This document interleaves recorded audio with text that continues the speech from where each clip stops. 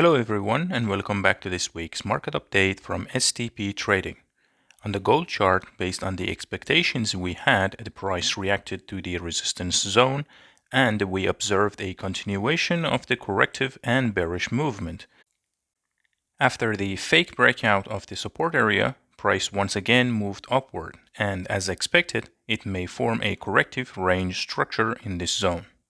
Next, we have EUR/USD. On the EUR/USD chart, after breaking the support level and before price was able to hold above the resistance trend line, we expected continuation of the corrective movement. And with the break of the support zone, the bearish continuation formed on the chart. And as you can see, the price was able to break through the support levels we outlined, and it is now reaching the bearish targets. From this area, we may see a potential trend reversal forming on the chart.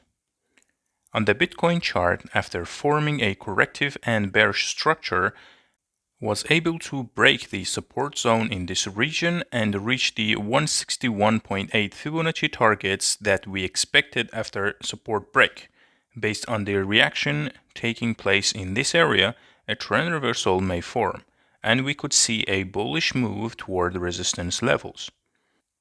And finally, on the Dowjones chart, after breaking the trend line and the 78% level, we saw continuation of the bearish move toward the support zone. With the break of the support area, the corrective and bearish structure continued, and at this stage of the chart, the previous support has now turned into resistance. As long as the price is unable to break above this zone, the continuation of the corrective movement remains the likely scenario. We hope you find this analysis useful. If you do, please don't forget to like and subscribe.